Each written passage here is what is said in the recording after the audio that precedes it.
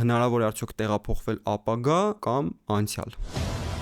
Տարածություն, ժամանակ, ինչպես են այդ հասկացությունները ձևավորվել։ Եթե ես մեծ արագությամբ եմ շարժվում, իմ համար ժամանակը դանդաղում է։ Եթե ոչինչ լինի, տարածության ու ժամանակի մասին իմաստ չունի խոսել։ Դուք Աստծուն հավատում եք։ Հորիզոնը դա այն մակերևույթն է, որից դուրս օբյեկտներից մենք տեղեկություն չունենք։ Որովհետև լույսը մեզ դեռ չի հասնում։ Արդյոք մեր աշխարհը եռաչափ, իրեկչափ կա։ Եթե մարդը ինչ-որ մի օր ընկալի քառաչափ աշխարհ, ինքը միաժամանակ կտեսնի եւ իր դիմացը եւ իր ծործորակը։ Ես կարող էի ասեի, որ ուղղակի Աստված է դա պայմանը դրել, որպեսզի այդ տիեզերքը այնպեսին լինի, որ մարդ առաջանա։ Արդյոք տիեզերքը միշտ ընդլայնվելու է, թե ամենալավ տեխնացուն հենց դատարկության էներգիան է։ Սա միակ տիեզերքը չէ, որում մենք ապրում ենք, ստացվում է, որ գոյություն ունեն ավելի շատ տիեզերքներ, կամ դա չի հակասում տեսության սկզբունքներին։ Կուզեիք երբևէ հայտնվել սև անցքում։ Խնդիրներ են ծագում, որոնք արդեն զուտ հոգեբանական նշանակություններ ունեն։ Ողջույն, ես Դավիթն եմ եւ այսօր խոսելու ենք աստղերից։ Իմ հյուրն է պարոն Արամ Սահարյանը, բարև ձեզ։ Բարև ձեզ, շնորհակալություն հրավերի համար։ Ես շատ շնորհակալ եմ, որ դուք եկել եք, որովհետեւ ինչպես պարոն Սարգսյանի հետ զրույցում ես անչափ ողջավորված եմ մեր զրույցով, որովհետեւ ի վերջո խոսելու ենք այն թեմայից, որին ինձ համարյա պատրաստվելու ժամանակ պետք չի, որովհետև ամբողջ կյանք պատրաստվել եմ։ Եկեք մենք մեր Patreon-ի բաժանորդների համար խոսեցինք մի քիչ մեծ պայթյունից, նրանից, որ ով է մտածել այդ գաղափարը եւ այլն։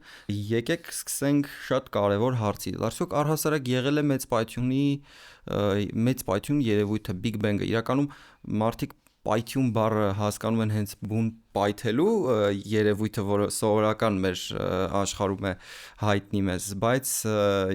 իրականում ֆիզիկայում հենց պայթյուն չի եղել հենց այդպեսին, այլ տարածության ընդլայնում է սկսել։ Հիմա ո՞նց ընդհանրապես ֆիզիկայում առհասարակ այս պահին կա միասնական համաձայնություն են հարցի շուրջ, արդյոք եղել է մեծ պայթյուն, թե ոչ։ Սա շատ կարևոր հարց է, այն հարցը, որ ճիշտ նկատեցիք դուք, որ մեծ պայթյունը դա նման չի ռումբի պայթյունի, ինչ լինում է մեր տարածության մեջ, նույնիսկ ասենք ֆիզիկոսների շրջանում այդ ցուր պատկերացումը կա, որտեղ եթե նման պայթյուն լինի, պարզաբար օրինակ համասեռ դա չի կարող լինել, ասենք եթե ռումբը պայթել է ինչ-որ պահի և այդ բեկորները ինչ-որ հեռավորություն գնացել են, այդ բեկորներից են կողմ ուրիշ վիճակ է, ստեղ ուրիշ վիճակ է։ Մեծ պայթյուն ասելով հասկանում ենք, որ տարածությունը ինքն է այդ ժամանակ ձևավորվում, որտեղ թե ինչպես է դա լինում, մենք այսօր չենք կարող ասել, որ ամենայն հավանականությամբ դրա պատասխանը քվանտային գրավիտացիան կտա։ Ինչպես է դա լինում։ Ինչպես է տարածություն, որ մեր տարածություն, ժամանակ, ինչպես են այդ հասկացությունները ձևավորվել։ Այսօր ես ասացի, որ մենք դասական գրավիտացիայի շրջանակներում ենք աշխատում։ Դասական գրավիտացիան դա տարածության եւ ժամանակի հատկությունների ուսումնասիրումն է։ Եթե ասենք նյուտոնյան ֆիզիկայում տարածությունն ու ժամանակը ընդամենը բեմ էին, որի վրա ներկայացում էր լինում։ Նրանք ներկայացման մասնակից չէին, նրանք չէին կարող փոխվել եւ այլն, դա ֆիքսված բեմ էր։ Հարաբերականության հատուկ տեսությունը եւ այնուհետեւ ընդհանուր տեսությունը, որը գրավիտացիան ներառեց, արդեն ցույց տվեց, որ տարածությունը եւ ժամանակը այդ ներկայացման ակտիվ դերակատարներ են։ Նրանք արդեն բեմը կախված է, թե ով է կանգնած բեմի վրա։ Դերասանը ազդում է բեմի վրա։ Այո։ Նույնը մեր ասենք նյութը, դաշտերը ձևավորում են այդ տարածության, մենք ասում ենք երկրաչափություն։ Տարածությունը կորանում է, կոր տարածություն է դառնում արդեն։ Պատկերացրեք, ասենք մենք ունենք մի հատ գնդոլորտ սֆերա, որի վրա մրջյունը քայլելով գնում է։ Մրջյունը, որ գնդոլորտի վրա գնում է, նա կոր գծով է գնում, չէ՞։ Այո։ Մենք ասում ենք ինչու է կոր գնում, մենք չենք ասում որ ուժ է ազդում, որտեվ այդ գնդոլորտի վրա ամենաուղիղ գիծը դա է, ավելի ուղիղ գիծ չկա։ Մենք որ քարը վերև ենք նետում, գնում է միտեղ, նա կոր է գնում, ինչու է գնում, որովհետև հենց երկրաչափությունն է այդպիսին։ Օրինակ ասենք այդ երկրաչափությունում եռանկյան ներքին անկյունների գումարը հավասար չի, ասենք 180 աշճանի։ Դա կոր երկրաչափություն է, ասում են ոչ էվկլիդեսյան երկրաչափություն։ Դա տարածության եւ ժամանակի հատկությունների փոփոխություն է, եւ նորից եթե հանդրադառնանք այդ հարցին, այսինքն մեկ հարց են տալիս, բա մեծ պայթունից առաջին չէ եղել։ Այնց է ուզում ասել։ Բայց մեծ պայթունը դա ժամանակը իմաստ չունի, որովհետեւ ժամանակի հասկացություն չկա։ Որովհետեւ չկա տարածություն, հիմնարար հատկություն է, ինչ բան է ժամանակը։ Ինչ բան է տարածությունը։ Մի լավ բան ասեմ, հետաքրքիր, պարոն Սարգսյանի հետ խոսեցինք դրա մասին, որ Դոնալդ Հոֆմանը հետաքրքիր տեսություն է առաջարկում։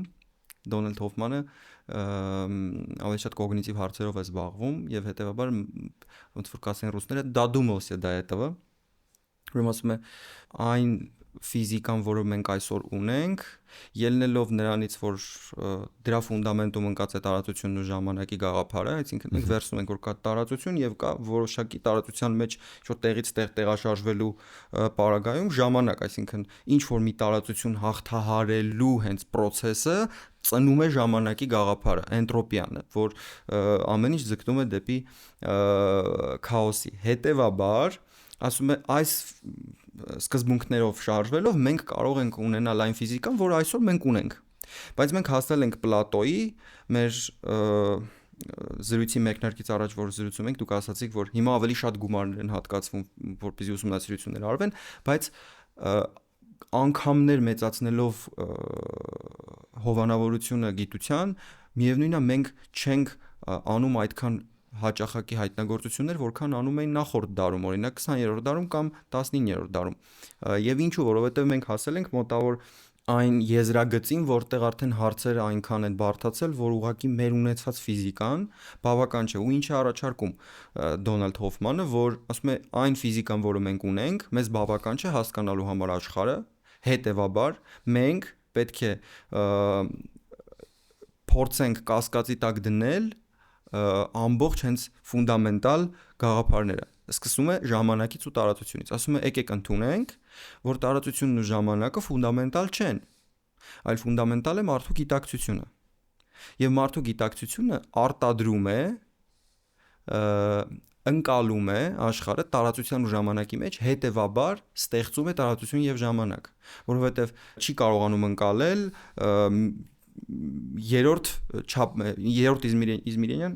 ոնց են ասում, երրորդ չափողականությունից դուրս չի կարողանում ընկալել, այսինքն ժամանակը տեսնում է որպես ուղիղ գիծ, անցյալ, ներկա, ապագա տեսքով, մինչդեռ դրանք ֆունդամենտալ չեն։ Հետևաբար մենք հասնում ենք այն հարցին, որ մեզ պետք է լրիվ նոր ֆիզիկա հնարել, լրիվ նոր տեսություններ առաջադրել, որ կարողանանք լուծել այն խնդիրները, որոնք վերաբերում են օրինակ Հայզենբերգի անորոշությանը, որոնք վերաբերում են սև անցքերին եւ այլ կարեւոր հարցերի, որոնք որ մնացել են օդում ու հաստատի այս պահին վերջին հարցը մեծ թվում է իրականում որ վերջին հարցերն են, բայց շատ կարեւոր հարցեր են, որպեսզի մենք ստանանք շատ մեծ հարցերի պատասխաններ։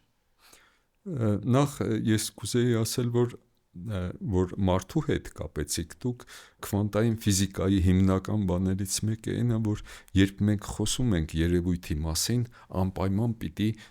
նաև դիտողը ով է այդ երևույթը հետազոտում, կարծում եմ, որ դրանք շատ իրար հետ կապված են։ Ասենք, եթե դասական ֆիզիկայում մենք ենթադրում ենք, որ դիտողը այդքան էլ կարևոր չի։ Միշտ կարելի է անենց դիտում անել, որ համարյա վիճակը չփոխել դուք։ Ուղղակի շատ նուրբ, բայց քվանտայինում դա հնարավոր չի։ Եթե դուք չափում եք էլեկտրոնի կոորդինատը, դուք արդեն ստիպում եք էլեկտրոնին, որ ինքը իր վիճակը, որ դրանից առաջ ուներ, փոխի։ Ինքը հայտնվում է որոշակի կոորդինատով վիճակում, դա անվանում են քվանտային վիճակի կոլապս։ Այսինքն քվանտային ֆիզիկայում դիտորդը շատ կարևոր է այնտեղ։ Ու նայած ինչ դիտում եք անում, դուք ձեր արդյունքը տարբեր բաներ կստանաք։ Բայց ես կուզեի հետևյալը ասել, իհարկե ամբողջ գիտության պատմությունը դա է ասում։ Մենք ինչ որ մոդել ենք մշակում, տեսություն ենք մշակում, այդ տեսությունը լավ աշխատում է։ Հետո գալիս են նոր երևույթներ, այդ նոր երևույթներն էլ են բացատրում, բայց գալիս է մի պահ երևույթ է գալիս, որ մեր ֆիզիկական տեսությունը դա էլ չի բացատրում։ Այսինքն մեզ բնությունը մեր այդ ստիպում է մեր նոր տեսություն կառուցել, որը ընդարձակում է մեր պատկերացումները։ Այդ ներտեսությունը չի շղթում բոլորովին հինը։ Նա ասում է, որ նա ուղղակի այսպիսի սահմանափակումներ ունի։ Հաջորդը գալիս է, այսինքն մենք այսօր ունենք ինչ տեսություն։ Մենք ունենք գրավիտացիայի դասական տեսություն, եւ կարելի է ասել կան ինչ որ բաներ, որ այսօր մենք չենք կարողանում բացատրել, բայց ես կասեի, որ ասենքն այնպեսի սկզբունքային բաներ, որ հակասության կան, ասենք գրավիտացիայի դասական տեսության, այդ չկա։ Նույնը մենք ունենք, ասենք, մյուս 3 փոխազդեցությունների քվանտային տեսությունը, ստանդարտ մոդելը։ Դա նույնպես շատ լավ բացատրում է, բայց եթե դուք խոսեք մասնակիցների հետ, ու ասենք համարյա մեծամասնությունը կարծում են, որ ստանդարտ մոդելը դա մի հատ արդյունարար տեսություն է, որը ապագայում էլի ավելի կճշգրտվի։ Այսինքն կհաստատվի։ Այսինքն մեզ պետք է ոչ թե մենք տունը նստենք, մտածենք, նոր տեսություն մտածենք, ոնց անենք, գնանք առաջ, այլ կյանքը ինքը մեր այդ հարցերը դնում է։ Ինչու այսօր օրինակ այդքան գումարներ են ծախսում, որպեսզի նոր արագացուցիչներ կառուցեն, էներգիաները մեծացնեն, որտեղ ուզում ենք փնտրել երևույթներ, որոնք այս մեր հին տեսությունը չի բացատրում։ Օրինակ ասենք շոշափեցիք այդ հարցը, արդյոք մեր աշխարհը եռաչափ, 3 չափ կա։ Կան արդյոք լրացուցիչ չափեր։ Կան ու քվանտային մակարդակում կան 10 եւ ավել։ Օրինակ ասենք մի ժամանակ ակտիվ քննարկվում էր լարերի տեսությունը, որը քվանտային գրավիտացիայի առավել հավանական տեխնացու էր համարվում։ Բայց այդ տեսությունը ինքը իր չի հակասում, եթե տարածության չափողականությունը լինի 9։ Ուրիշ չափողականություններում դուք չեք ձևակերպում դա, այսինքն դա մի հատ տեսություն է, որը թելադրում է, թե տարածությունը քանի չափողական պիտի լինի, բայց այդ հարցերը նոր չէ, որ քննարկվում են։ Անցած դարի 20-ական թվականներին Կալուզա-Կլեյնի տեսություններ են կոչվում։ Դրանք հետաքրքիր մի բան նկատեցին, որ եթե մենք տարածության չափողականությունը 1-ով ավելացնենք, այսինքն դիտարկենք քառաչափ տարածություն, եւ ձևակերպենք Էյնշտեյնի տեսությունը քառաչափ տարածությունում, այսինքն միայն գրավիտացիա դիտարկենք քառաչափ տարածությունում, նա իր մեջ ներառում է նաեւ եռաչափ տարածության էլեկտրադինամիկան։ Այո։ Այսինքն ստացվում է, որ էլեկտրադինամիկան եւ գրավիտացիան դրանք առանձին բաներ չեն։ Դրանք այդ բարձր աշխարհի մեկ գրավիտացիոն փոխազդեցության դրսևորումներն են մեր եռաչափ։ Իհարկե այդտեղ հարց է գալիս, բայց 4-րդ չափը ինչու մենք չենք տեսնում։ Ուղղակի այնտեղ իրանց մոտեցումը այն էր, որ դա այնքան փոքր է, որ մեր կանոնները այդքան փոքր չեն չափում։ Բայց կարելի է դա ինչ-որ ձևով ստուգել։ Պարզվում է, որ եթե դուք էներգիան շատ մեծացնեք, մենք կարող ենք այդ փոքր չափողականություն թափանցել, որտեվ քվանտային ֆիզիկայում կա անորոշությունների առնչություն։ Ինչքան դուք ուզում եք փոքր հեռավորություն չափեք, այդքան դուք պետքա իմպուլսը էներգիան մեծացնեք։ Այսօրվա մեր արագացուցիչների էներգիայի պայմաններում ընդամենը կարելի է գնալ փոքր հեռավորություններ, մեկը բաժանած, ասենք 1.18 սանտիմետրի այդքան մաս։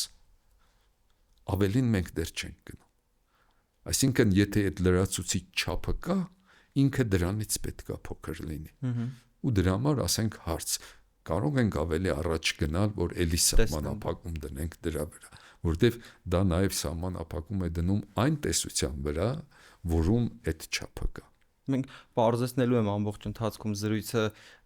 ոչ թե նրա համար, որովհետև հետաքրքիր չի, այլ որովհետև ուզում եմ մեզ դիտողներից որոշ մարդիկ, որոնց համար անհասկանալի է հարցը, հասկանան, հատկապես հայերեն լեզվով այս տեսակ կոնտենտ քիչ կա։ Ես կարճ ասեմ, ինչ է միաչափ, երկչափ, եռաչափ եւ քառաչափը։ Միաչափի դեպքում գոյություն ունի տարածության ու տարածության մի չափ։ Այսինքն պատկերացրեք, եթե մենք ապրենք միաչափ տարածության մեջ, մենք կտեսնեինք կամ առաջ կամ հետ, կամ վերև ներքև, ուրիշ բան չենք տեսնի։ Մեզ համար գոյություն չէ ունենում, որ լարի վրա է ինքը քայլում, իր համար երկու ուղղություն։ Այդ մի աշխարհ, այդ աշխարհը մենք չենք տեսնում այնպես, ինչպես հիմա մենք ենք ընկալում, պետքա փորձել ուղղակի մտովի դա պատկերացնել, որ եթե միաչափ աշխարհում ենք, միաչափ աշխարհը տեսնում է միայն առաջ հետ, երկչափ աշխարհը տեսնում է առաջ, հետ, վերև, ներքև։ Դա երկչափական աշխարհ։ Եռաչափ աշխարհում մենք արդեն տեսնում ենք խորություն։ Իսկ քառաչափ աշխարհում նենց հետաքրքիր էր, որ այդ կարդում էի ոնց էր քառաչափ աշխարհը ընկալվում, եթե մարդը ինչ որ մի օր ընկալի քառաչափ աշխարհ, ինքը միաժամանակ կտեսնի եւ իր դիմացը եւ իր ծործորակը։ Դա պարտադիր չի, որ քառաչափ լինի, որտեղ որ մենք խոսեցինք Էյնշտեյնի արածի մասին, նա որ իր տեսությունը կիրառեց, ստացվեց, որ մեր տարածության մեծամասշտաբ երկրաչափությունը կարող է 3 տարբերակ լինել ընդամենը։ Այսինքն մենք կարող ենք եռաչափ միայն ընկալել։ Դա եռաչափ էր մոդելը, բայց 3 մոդել կար, որ անունը դրվում էր, ասենք, բացասական կորությամբ, կորությունը 0 եւ դրական կորությամբ տարածություն։ Ասենք դա նման է, մեկը նման է նրան, որ երկչափ անալոգով եթե խոսենք, պատկերացրեք մեր աշխարհը սֆերան է, գնդի մակերևույթը։ Դա դրական կորությունն է։ Բացասականը, եթե թամբաձև մակերևույթ պատկերացրեք, թամբը ոնց է, sense մի կողմի, եւ հարթն էլ ուղղակի հարթություն։ Այդ մի տարբերակը դրական կորությունը տարածությունը վերջավոր է, չէ՞, սֆերային մակերևույթը վերջավոր է։ Ստացվում է տիեզերքը։ Այսինքն, եթե մենք միշտ մի ուղղությամբ գնանք, կգանք նորից նույն։ Այսինքն, ես հիմա եթե իմ ծոծրակում մի հատ լույս ուղարկեմ ստեղից, շատ սպասեմ, նա կճանապարհի, կգա կմտնի։ Այսինքն, տիեզերքը վերջավոր է, բայց սահման չունի։ Ի վերջո որ շատ հեռուն տեսնեք, դուք կարող եք ձեր ծործորակը տեսնել այդպես։ Դա, եթե երկար սպասեք, լույսը կգա, այսինքն այդ դեպքում դա այն մոդելն է, փակ մոդելը, որ ծավալը վերջավոր է տիեզերքի, բայց սահման չունի, որտեղ սֆերայի վրա դուք ինչքան էլ շարժվեք, սահման չկա, դուք կգաք ուղղակի նոր կետը կամ ինչ որ ուրիշ կետ։ Homo Deus podcast-ը նկարահանվում է Spin-ի 12 տաղավարներից մեկում։ Իդեպ Spin-ը բացի վիդեոարտադրությունից նաև զբաղվում է մարքեթինգային եւ բրենդինգային ծառայություններով, որոնք մատուցում է ոչ միայն ընկերություններին, այլ նաև անհատներին։ Ստանալու համար բացառիկ պայմաններ կարող եք նշել Homo Deus կոդը զանգարելով հետևյալ հեռախոսահամարին։ Շնորհակալություն։ Ի վերջո վերադառնալով տիեզերքի ստեղծման հարցին, մենք ֆիքսեցինք, որ իմաստ չունի փորձել խորանալ նրա մեջ ինչ է եղել մինչև մեծ պայթյուն, քանի որ մինչև մեծ պայթյուն տեղի ունեցողը տարածության եւ ժամանակի մեջ չէ, հետեւաբար չափման ու դիտարկման ենթակա չէ։ Բայց եկեք մի հետաքրքիր այսպիսի հարց քննարկենք։ Միտեղ կարդացի, որ գոլֆի գնդակի չափ մատերիան բավական է, որպեսզի առաջանա այն տիեզերքը, որը մենք այսօր ունենք։ Դա այդպես է։ Նախ ես կասեի, որ ոչ թե իմաստ չունի դա հետազոտել, դա շատ լավ է իմաստ ունի, որտեղ ես ասեի, որտեղ դա քվանտային գրավիտացիայի հետ է կապված։ Քվանտային գրավիտացիան պետք է տիեզերքից հետևյալ ձևով։ Էյնշտեյնի տեսությունը ինքը դասական տեսություն է։ Իրանում տարածությունը կա, նա կարող է այդ տարածությունը ձևափոխվել։ Օրինակ պատկերացրեք երկչափ անալոգով էլի խոսենք, ասենք ունենք դուք փուչիկ։ Այդ փուչիկը դուք կարող եք ձգել։ Կարող եք, բայց Էյնշտեյնի տեսությունը դա կնկարագրի։ Կարող եք սեղմել։ Բայց Էյնշտեյնի տեսությունը չի նկարագրի, եթե պատրեք դու։ Այսինքն, այդ երևույթները Էյնշտեյնի տեսությունը նկարագրում է անընդհատ փոփոխությունները, դա դասականն է։ Բայց ասենք պատկերացրեք փուչիկը, որ շատ եք բնում, պատրվեց, դա քվանտայինի անալոգն է։ Այսինքն, դուք տարածությունը ինչ որտեղով պատրեցիք դուք։ Կամ ասենք պատկերացրեք, ասենք ես թուղթը, այս հարթությունը մի հատ ծալեմ, մի հատ էլ բռնակ միացնեմ, որ դա միացվի։ Դա անվանում են, ասենք, բանը։ Կրատովի նորը։ Այո, դա։ Էյնշտեյնի տեսությունը դրանք չի նկարագրում։ Նա գլոբալ հատկությունները։ Բայց ենթադրում է, որ կարող են լինել այդպես։ Դա քվանտային գրավիտացիան պետք է անի, որի տեսությունը մենք այսօր չունենք։ Ինչու է բարդ քվանտային տեսությունը։ Ինչու էլեկտրամագնիսական դաշտը քվանտացնելը հեշտ է, իսկ գրավիտացիան դժվար է, որտեղ էլեկտրամագնիսական դաշտի տեսությունը մենք ձևակերպում ենք տվյալ տարածաժամանակի ֆոնի վրա։ Եվ մենք փորձ ունենք աշխատելու դրա հետ։ Էյնշտեյնի տեսության դեպքում մենք պետք է քվանտացնենք տարածությունը եւ ժամանակը։ Ժամանակը ոնց որ էլ անընդհատ չգնա, նա ժամանակի քվանտ լինի, տարածության քվանտ լինի։ Օրինակ, ասենք, նայեք, այս ցեղանը դուք նայում եք, սա անընդհատ ենք մենք տեսնում։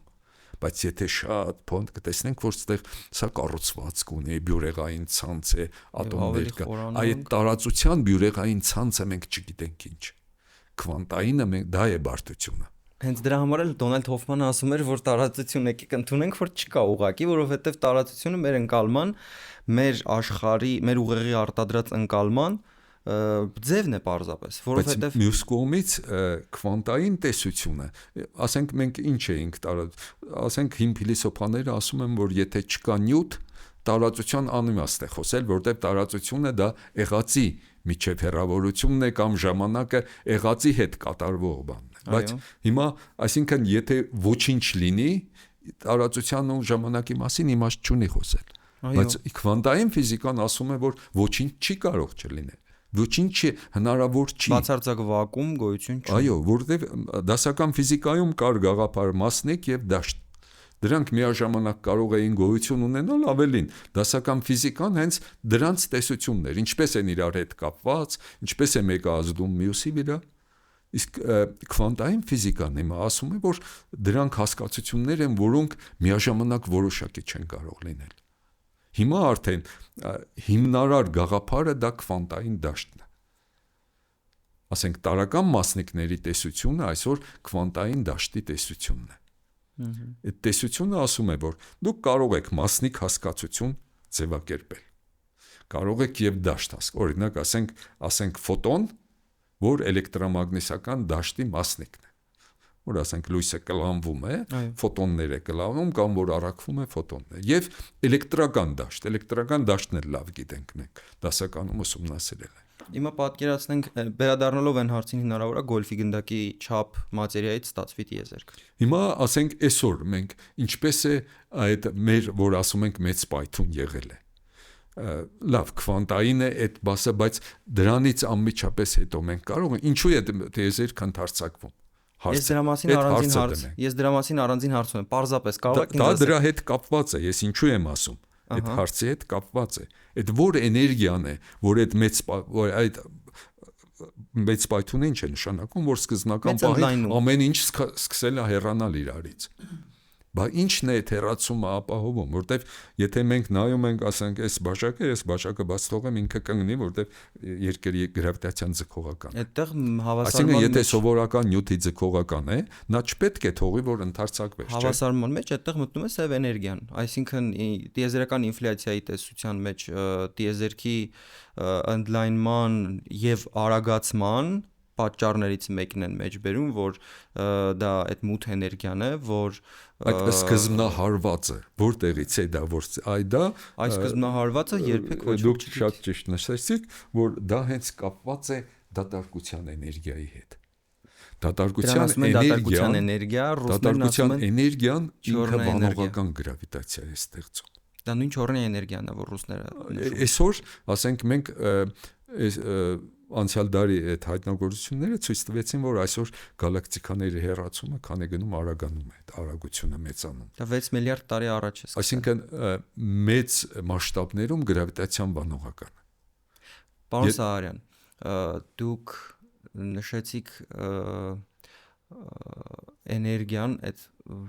որ նպաստում է, որ տիեզերքը արագանա ընդլայնման մեջ, դա այն չորնա էներգիա, որ ռուսները նշում են, դա այդ նույն հասկացողությունն է, թե դրանք տարբեր են։ Դրանք դա նույն բանն է ստեղծում, բայց ուղղակի էներգիական մասշտաբներն են տարբեր։ Մեծ պայթունի ժամանակ, որ էներգիան եղել է, դա մեծ պայթունից հետո նրա էներգիայի խտությունը շատ ավելին է եղել։ Այսօր դա շատ ավելի փոքր է։ Բայց ըստ բնույթի գրավիտացիոն դաշտի ստեղծելու տեսակետից դրանք իրար նման են։ Այսինքն դա անվանում են ինֆլյացիայի մոդելներ, ինֆլյացիոն տիեզերքի վաղ փուլերում հիմնական էներգիան, որ ղեկավարել է ընդարձակումը, դա դատարկության էներգիան է եղել։ վակուումի էներգիան է եղել, որը ասեցի բանողական գրավիտացիա է ստեղծում։ Եթե մենք Նյուտոնի տեսությամբ շարժվեինք, եթե դուք ունեք դրական էներգիան ձգողական գրավիտացիա է ստեղծում։ Էյնշտեյնի տեսությունում կարող եք մի հատ դուք սուբստանս ունենալ, որի էներգիան դրական է, բայց ինքը վանողական գրավիտացիա է ստեղծում, որտեղ Էյնշտեյնի տեսություն ոչ միայն էներգիայի խտությունն է կարևոր, թե ինչքան է էներգիան, այլ ճնշումն էլ է կարևոր։ Պարոն Սահարյան, ի վերջո, վերադառնալով իմ հարցին, պարզ պատասխանել, հնարավոր է դրան արդյոք այո կամ ոչ, հնարավոր է արդյոք այդքան քիչ մատերիայից, գոլֆի գնդակի չափ մատերիայից առաջանա տիեզերք։ Չէ, իհարկե, որտեղ էներգիայի խտությունը վաղ տիեզերքում մեծ պայթ ունի, դա ահավոր մեծություն է եղել էներգիայի խտությունը, որ այդ վակուումի մենք էներգիա ենք ասում, որ այդ արագացումով ընդարձակումը ինքը ղեկավարել է։ Իսկ հիմա ասեմ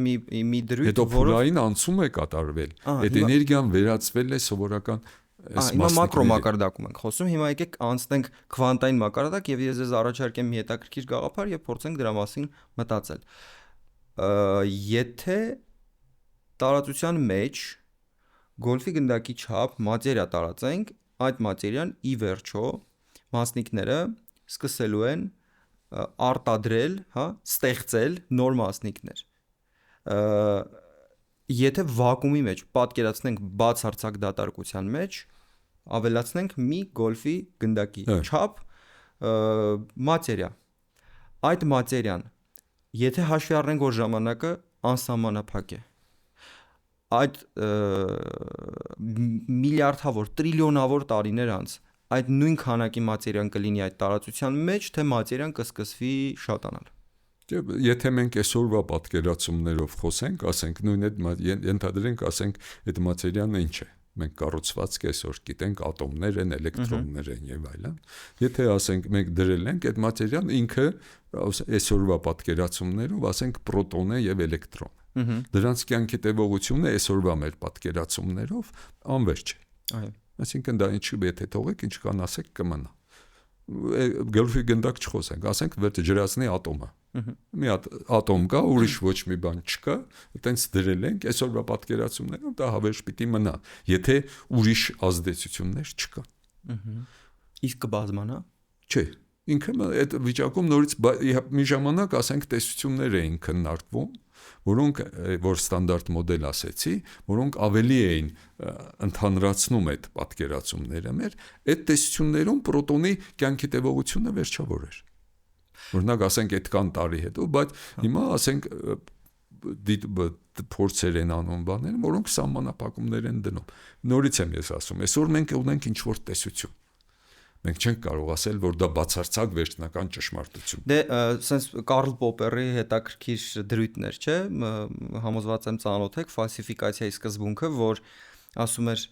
գիտության մեջ գոյություն չունեն վերջնական դոգմաներ։ Այսինքն գիտական է համարվում որևէ դրույթ, եթե այն հնարավոր է ինչ-որ պայմաններ դնել եւ հերքել։ Եթե ինչ-որ բան հնարավոր չէ ինչ-որ պայմաններ դնել եւ հերքել, ֆիզիկական տեսությունը պետք է լինի ժխտելի։ Այսինքն ինչ-որ բան պիտի դուք առաջարկեք, որ դա ասվի, եթե դա լինի, ուրեմն տեսությունը այս մակարդակով ճիշտ է, եթե չէ, ուրեմն ուրիշ մակարդակով սխալ։ Ու հետեւաբար ասում է, որ դա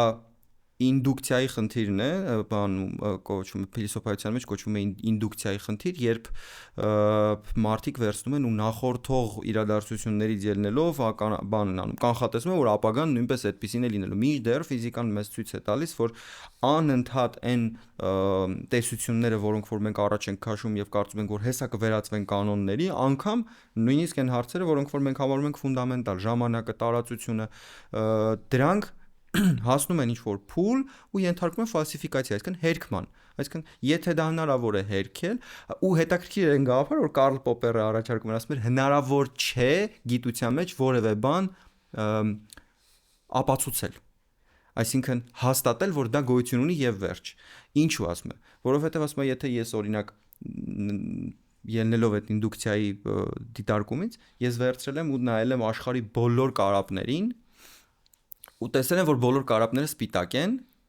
ես միևնույնն է չեմ կարող հիմնավորել, որ բոլոր կարապները սպիտակ են, բայց բավական ընդամենը մեկ կարապ տեսնեմ եւ կարող եմ շղթել, որ բոլոր կարապները սպիտակ են։ Մեկ սև կարապ տեսնելով բավական է որ շղթեմ, բայց տեսնելով 2 միլիոն, 3 միլիոն, 10 միլիոն սպիտակ կարապներ, ես չեմ կարող պնդել, որ բոլոր կարապները սպիտակ են։ Գիտության մեջ նույնպես այդպես է, որովհետեւ մենք երբեք չգիտենք որևէ տեղ ինչ կա թաքնված ու դա արդյոք վերջնականն է թե ոչ, հետեւաբար չենք կարող պնդել որևէ բան, որ դա վերջնական է եւ երբեք չի ենթարկվի շղթման։ Դա հենց գիտության պատմությունն է դա։ Նորից եմ ասում, որտեղ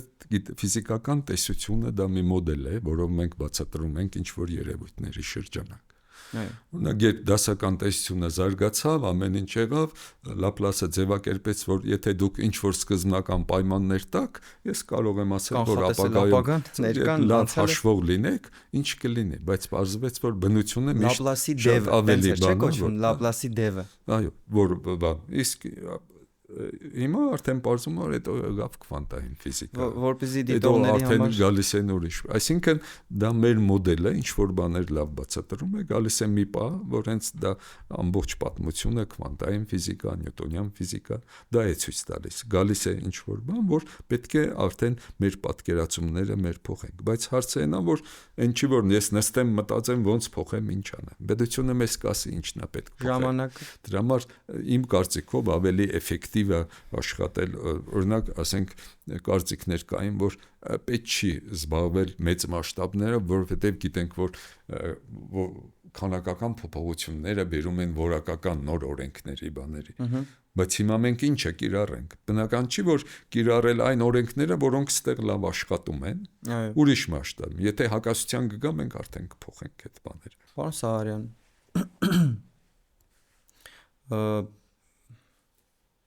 հարցերը, որոնք որ քննարկում ենք, մի հատ հարցի հետ են կապված, որը չգիտեմ արժի արդյոք տալ ձեզ թե ոչ, բայց որքան էլ անհարմար լինի այդ հարցը, ես հետաքրքրությունից ելնելով ուզում եմ ի վերջո տալ։ Դուք Աստծուն հավատում եք։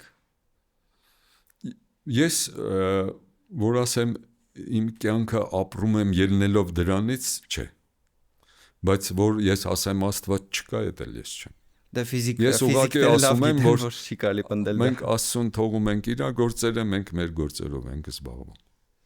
Այսինքն ես եթե ինչ-որ բան ուզում եմ բացատրել, ես երբեք չեմ ասում լավ, սկսեմ ստեղից։ Այս համար եմ, որ Աստված տենց է ստեղծել, դրա հիման վրա ուրիշ բաներ բացատրեմ։ Գիտությունը է դա, գիտությունը ասում եմ մենք աշխատում ենք, որ Աստծո գործը ինչքան հնարավոր է քիչ լինի։ Бог не играет в кости, ասում էր։ Դրա համար օրինակ Էյնշտեյնը ինքը այնքան էր հավատում, որ իր կարծիքով մեծ մասշտաբներում այս ամբողջ մեր տիեզերքը փոփոխությունների կարիք չունի, որովհետև Աստված իդեալակ պիտի որ եթե ստեղծել է։ Ես հակառակն եմ լսել, որ հակառակ Էյնշտեյնը չէր հավատում Աստծուն։ Չէ, ինքը դրանից ելնելով էր բանանում, որ այդ հավասարումն ինքը որ ստացվեց, որ սառած տիեզերք չկա, ինքը ուզում էր որ սառած ստանա։ Այնքան էր ուզում, որ ինքը իր հավասարումները իր երեխան իր դուրը չեկավ, ինքը փոխեց այնպեսին, որ այդ սառած տիեզերք ստացվի, որտեվ ինքը որ ինչ այդ օգտագործում էր իր մոդելում, աղբյուրը դա սովորական նյութն էր, ցեղանը, աթոռը եւ այլն, որոնք ձգողական գրավիտացիա էին ստեղծում։ Դե եթե բարձ է որ եթե ինչ որ դուք բան եք ստեղծումը միայն ձգողական է, դա տենց սառած չի մնա, սեղմվելու է միանալու։ Դրա համար պետք էր մի հատ բան մտցնել, որ վանողական գրավիտացիա տար։ Իսկ այդ դատարկության էներգիան, որը փաստորեն դրա իմաստը հետեւյալն էր, որ եթե մենք տիեզերքից ամեն ինչ անենք,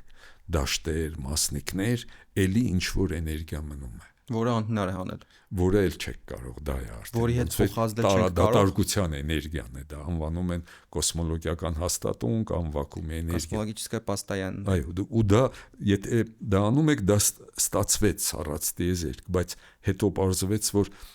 դա անկայուն վիճակ է։ Եվ այնտեղ առաջանում են մասնիկներ։ Դե այնտեղ դա այն ժամանակ դրա մասին խոսակցություն չէր գնում, բայց ասենք երբ Էյնշտեյնը ուղղակի այդքան չհավատաց իր տեսությանը,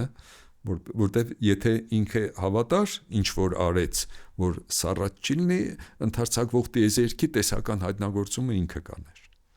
Իրական բանում դա Ֆրիդմանի աշխատանքներում առաջի անգամ դա ձևակերպեց 1923-24 թվերին ու այդ աշխատանքները գրախոսման են ուղարկել հենց Էյնշտեյնին։ Դե հեղինակը հոդվածը ուղարկում է, պետք է ամսագիրը գրախոսման ուղարկի։ Էյնշտեյնը իր գրախոսման առաջին գրախոսությունում գրում է, որ այնտեղ սխալ կա Ֆրիդմանի աշխատանք, բայց Ֆրիդմանը լավ մաթեմատիկոս էր, իհարկե սխալ չէր թույլ տա։ Ֆրիդմանը իր պատասխանում համոզում է, որ սխալ չկա, Էյնշտեյնը համաձայնվում է, որ կարելի է այս աշխատանքը հրատարակել, բայց ֆիզիկական արժեք չունի այդ։ Ֆրիդմանը մահացավ 25 թվականին, այդպես էլ չտեսավ իր աշխատանքների ճանաչումը, ինչպես ասեցիք, Լեմետրը 27 թվականին այդ նույն աշխատանքները կատարեց, Լեմետրը մի քայլ առաջ գնաց, որ եթե այսօր տիեզերքը ընդարձակվում է, ինքը պետք է ավելի վաղ պահերին ավելի խիտ լինի, մեծ պայթունի գաղափարին եկավ։ Այո, լինելով հոգևորական, հետաքրքիր էր։ Եվ 29 թվականին, երբ Հաբլը ուղղակի դիտումներով հայտնաբերեց, որ հեռանում են, դա էլ է հարց, ոնց ինչպես որոշեց, որ հեռանում են գալակտիկաները, արագությունը ոնց չափեց։ Դա ֆիզիկայում այդպիսի երևույթ կա, եթե աղբյուրը հեռանում է մեզանից, նրա գույնը, լույսի գույնը փոխվում է։ Սպեկտրալ անալիզ։ Դա կարմիր շեղում են ասում, որովհետև կարմիրը դեպի ալիքի երկարություն մեծացումն է։ Դա չափեց եւ այդ օրինաչափությունը ստացավ, որ հեռացման արագությունը համեմատական է հեռավորությանը ու գնահատեց այդ համեմատականության գործակիցը։ Հետաքրքիր է, գիտեք, այդտեղ Լեմետրի աշխատանքում նույնպես այդ օրենքը գրված է, տեսական։ Եվ գնահատված է այդ գործակիցը, բայց Լեմետրի աշխատանքը ֆրանսերեն էր։ Երբ թարգմանել են անգլերեն, այդ պարբերությունը, որտեղ դրա մասին է խոսում, չկա անգլերեն թարգմանություն։ Անհասկանալի է, ինչու թվում էր, թե չէ այնտեղ բանները։ Նույնիսկ ինչ որ ժամանակ կասկածում էին, որ կարող է Հաբլը այդ բաները որպեսի իր բաները, բայց կարծում եմ դա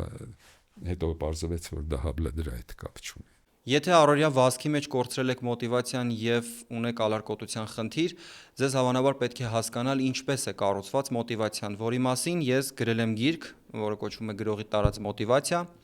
Այս գիրքը ձեռնարկ է այն մասին, թե ինչպես է կառուցված մարդու մոտիվացիան եւ որտեղից են առաջանում այն ցանկությունները մարդկանց մոտ, որոնք մեզ ստիպում են հասնել մեծ հաջողությունների, գրավել օլիմպիական բարձունքներ կամ ուղղակի լինել հաջողակ գործարար։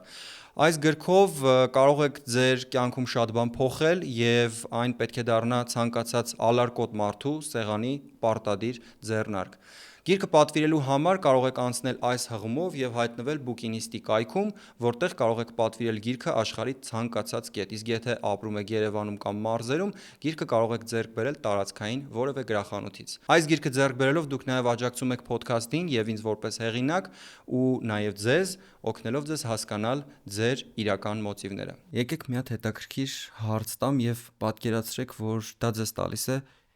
7, 8, 10 տարեկան երեխան եւ ձեր թորնիկին ինչպես կբացատրեիք այդ հարցի պատասխանը։ Եթե տիեզերքը միշտ ընդլայնվում է եւ էներգիան ինչ որ մի օր ընդլայնման սպառվի,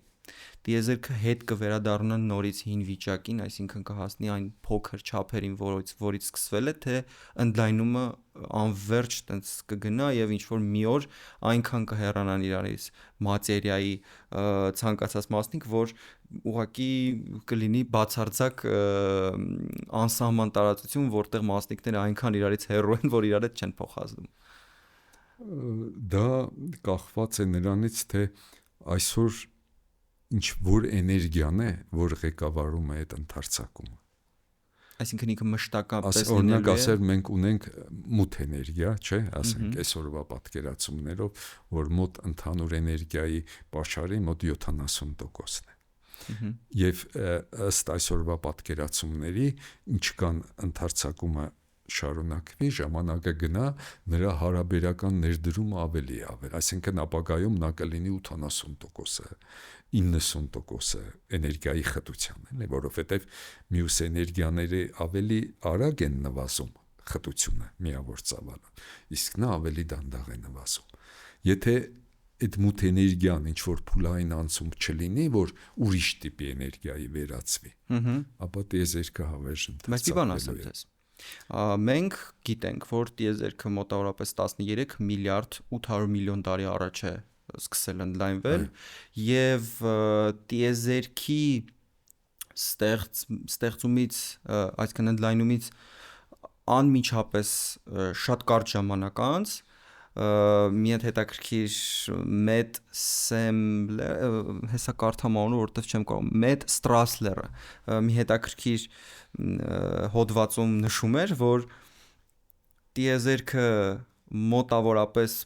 բաժակի չափ լինելուց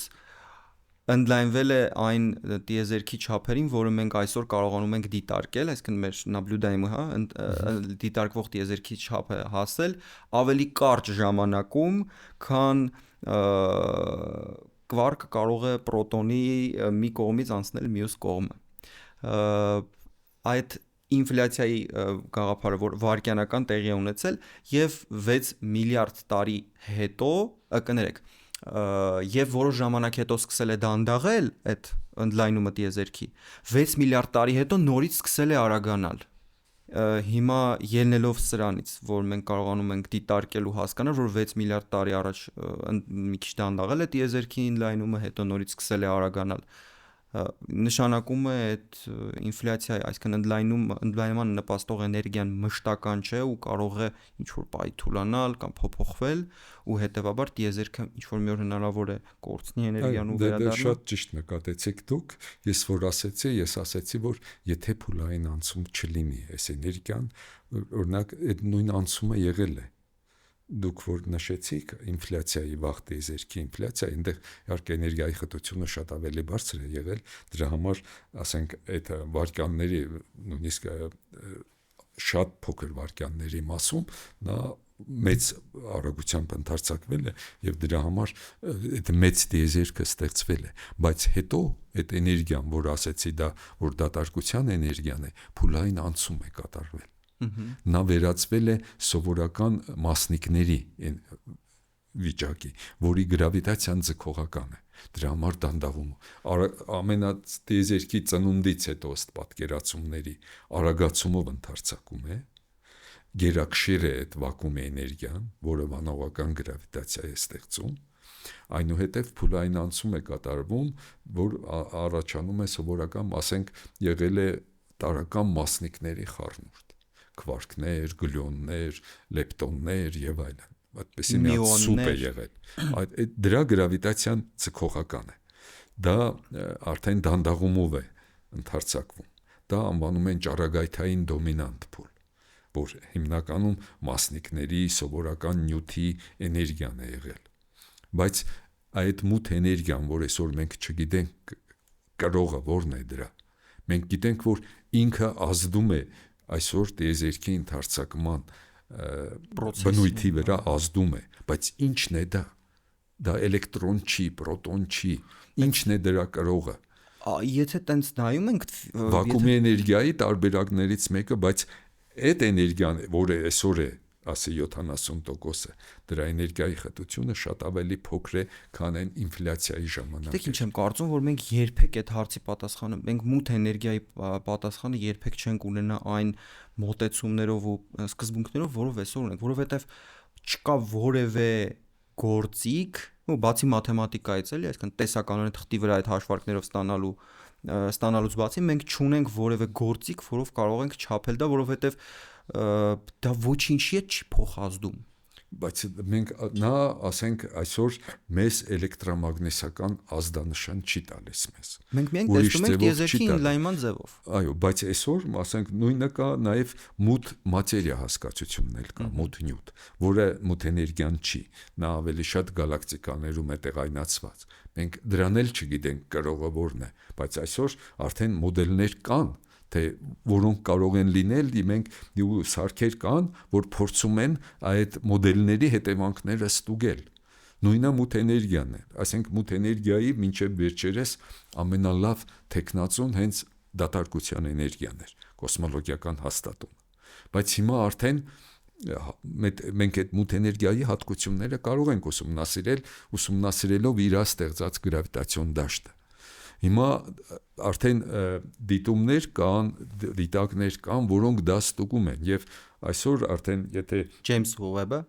վեբից բացի դեզի են ասում, որ dark energy այդ ստուգման հատուկ բաներ են, որ շատ հեռու գալակտիկաների բաշխումն են ուսումնասիրում, դրանց ընդարձակումը ինչպես է բաշխված, դա մեզ ինֆորմացիա է տալիս մութ էներգիայի հատկությունների վերաբերյալ։ Եվ այսօր ըստ այդ դիտումների դա դեռ վերջնական ձևավորված չի, մաքուր դատարկության էներգիան արդեն այդ օրինաչափությունները ոնց որ թե չի կարող բացատրել։ Էլի սա արդեն նորից մի հատ այն օրինակն է, ինչի մասին մենք խոսեցինք։ Այդ մոդելը, որ անվանում են լամդա CDM, լամդան կոսմոլոգիական հաստատումն է, CDM cold dark matter, որ սառը մութ նյութ։ Այդ մոդելը շատ լավ բացատրում էր ամեն ինչ, մինչև վերջերս, որ այդ Հաբլի հասկացությունը կա, որը ասում է, թե արագությունը եւ հեռավորությունը, որ համեմատական են, այդ գործակիցը որն է։ Երկու տարբեր չափման եղանակներ կային, մինչև վերջերս դրանք տարբեր արդյունքներ էին տալիս։ Մեկը տալիս էր, ասենք 73 կիլոմետր/վայրկյան արագություն 1 մեգապարսեկ հեռու օբյեկտի վրա, մեկը տալիս էր 68, բայց չափման սխալները բավական ցավ են ու դրանք իրար հետ հակասության մեջ չեն։ Եթե դուք մի բան չափում եք, ասում եք իմ ճշտությունը պլյուս-մինուս այսքան է։ Այո, միշտ կա այդ։ Եվ իրար հետ դրանք, բայց հիմա այնքան է լավացել, որ արդեն դրանք իրար հետ սխալը այնքան է փոքրացել, որ այդ երկու տարբեր արդյունքներ են ստացվել։ Դա անվանում են այսօրվա գրականության մեջ H լարվածություն, անգլերեն H tension։ Այսինքն մենք մի այս եղանակով, որ արժեքը որոշում ենք, սա է տալիս, այն մյուս եղանակով ինչն է պատճառը։ Ցանկացած ֆիզիկական տեսության այսօր, ասենք զարգացման ազդակը դա այդ տիպի հակասություններն են։ Այսինքն մենք որ մի հատ մոդել ունեինք, լամդա CDM, այսօր այդ լարվածությունը կա։ Երբ հոդվածները ես նայում եմ, բազմաթիվ հոդվածներ, մեկը ասում է բացատրություն է, մյուսը ասում է բացատրություն է։ Այսօր դա խնդրեմ է, որ կոսմոլոգիայի հիմնական խնդիրներից մեկն է։ Իսկ որը ստիպում է մեզ վերանայել մեր պատկերացումները այդ մութ էներգիայի վերաբերյալ։ Վերադառնալով 7-րդ դասարանի այն աշակերտին, որը հիմա այստեղ ստուդիայում է, արդյոք տիեզերքը միշտ ընդլայնվելու է, թե վերադառնալու է։ Եթե այս մութ էներգիան, որ այս հատկությունները, ես ասեցի, ինքը միշտ մնա, այդ փուլային անցումը չլինի, որ ինֆլյացիայից հետո եղել է փուլային անցում։ Այսինքն դա ասում է, որ այդ փուլային անցում հնարավոր է։ Ուրեմն, եթե դա չլինի, արագացումով ընդարձակվելու է եւ մեր համար էլ դա վատ բան է այն իմաստով, որ կա տիեզերական հորիզոն գաղափարը։ Հորիզոնը դա այն մակերևույթն է, որից դուրս օբյեկտներից մենք տեղեկություն չունենք, որովհետև լույսը մեզ դեռ չի հասնում։ Չի հասել, բայց ու անհնար որ հասնի, որովհետև ընդլայնման արագությունը ավելի մեծ։ Կոսմոլոգիայում հորիզոնը ինքն էլ է ընդարձակվում, օբյեկտներն էլ հեռանում են։ Գալակտիկանն էլ է հեռանում մեզնից, հորիզոնն էլ է հեռանում։ Այո։ Հիմա պատկերացրեք, ո՞րն է ավելի արագ հեռանում։ Եթե գալակտիկան ավելի արագ է հեռանում, քան հորիզոնն է ընդարձակվում, այն գալակտիկան, որ այսօր տեսնում ենք, վաղը նա դուրս է գալի մեր հորիզոնից, չենք տեսնի։ Եվ հետաքրքիր մի հատ եւ հակառակը հաշվարկ կար, որ ամեն վայրկյան, երբ մենք հիմա խոսում ենք, օրինակ, ամեն վայրկյան մոտ 60,000 աստղ հեռանում է մեր տեսադաշտից, որովհետեւ իրենց լույսը այլևս երբեք չի կարող մեզ հասնել։ Այսինքն, եթե այս արագացումով ընդարձակումը գնա, մեր հորիզոնի մեջ գալակտիկաների թիվը կպակասի, մեզ հասանելի մասը։ Իսկ եթե դանդաղումով ընդարձակումն է, հակառակը, հորիզոնը ավելի արագ է ընդարձակվում, քան օբյեկտներն են հեռանում, մի հատ գալակտիկա, որ այսօր չենք տեսել, վաղը մենք արդեն կտեսնենք։ Այսինքն կարճ ասած մենք չգիտենք, կախված է նրանից, արդյոք այդ ընդլայնումը կարագանա ինչ-որ մի փուլում, թե կմնա այնպես մշտական, ինչպես հիմա կա։ Եթե մնա մշտական, հնարավոր է այդ էներգիան ինչ-որ մի օր սպառվի եւ հետ վերադառնա ամեն ինչ նորից ոչ թե սպառվի, այլ եթե փուլային անցում չլինի, որտեղ եթե այս ձևով մնա, նրա դերը ավելի կարևոր է դառնալու։ Այսինքն գրավիտացիան չի կարող հակազդել ու հետ բերել տիեզերքը առաջ։ Ոչ թե հակազդել, այլ իր գրավիտացիան է այդպեսին։ Բանողական գրավիտացիան։ Իր գրավիտացիան ա որ հեռացնում է, որտեղ բանողական գրավիտացիա է դա։ Հասկացա։ Իսկ բայց եթե փուլային անցում լինի, դա էլ դեր մեծ վստահություն չի, որ տիեզերքը կսեղմվի, որտեղ ոչ բոլոր դանդաղումով ընդարձակումներն են, որ բերում են նորից սեղման։ Միայն դա լինում է փակ մոդելի դեպքում։ Բայց հետաքրքիր մի հատ տեսություն կար, պարոն Սահարյան, որ ելնելով նրանից, որ տիեզերքում շատ չափանիշներն գրավիտացիայի ուժը, օրինակ էլեկտրամագնիսական ուժը ու մնացած բաները, որոնք որ մենք դիտարկում ենք ու հասկանում ենք, որ շատ փայլուն ճշգրտությամբ տիեզերքում կան ցուցանիշներ, որոնք եթե մի թեթև շեղ լինեին այն ցուցանիշներից, որոնք հիմա մենք նկատում ենք ու հաշվարկում, տիեզերքը չէր լինի այնպեսին, ինչպեսին կա, տիեզերքում կյանքը հնարավոր չէր լինի ու օրինակ երկու պրոտոնների նեյտրոնների միջև ձգողականություն չէր լինի ու ուղղակի տիեզերքը կլիներ քաոսի մեջ թափառող մասնիկների մի տարածություն, որտեղ մոլորակներ չէին առաջանա, այսինքն մասնիկները իրար չէին միանա, չէր առաջանա մատերիան այնպեսին, ինչպեսին մենք կարողանում ենք այն տեսնել ու ենթադրություն կա, որ եթե մենք հաշվի ենք առնում, որ տիեզերքում այսքան ճշգրիտ են բոլոր այդ չափման ցուցանիշները, հետևաբար սա միակ տիեզերքը չէ, որում մենք ապրում ենք, ստացվում է, որ գոյություն ունեն ավելի շատ տիեզերքներ կամ առնվազն գոյություն ունի մեր տիեզերքի անսահմանափակ քանակով կոլապս ու ծնունդ, որի միջոցով հնարավոր է դառնում այն, որ եթե դա անսահմանության մեջ է տեղի ունենում, տիեզերքի մեջ պարամետրերը ինչ որ մի ժամանակ կլինեն այնպիսին, որը մենք հենց հիմա նկատում ենք, տեսնում ենք։ Եթե սա միակ պայթյունն է ու միակ հնարավոր տիեզերքը բոլոր հնարավորներից, ապա սա հրաշք է ուղղակի ու ստացվում է, որ իրոք Աստծո գոյությունը միակ պատասխանն է այն հարցին, որը մեզ կօգնի հասկանալ ինչի մենք կանք կամ ինչու կա տիեզերքը այնպեսին, ինչպեսին կա։ Եթե ելնում ենք գիտության տեսանկյունից եւ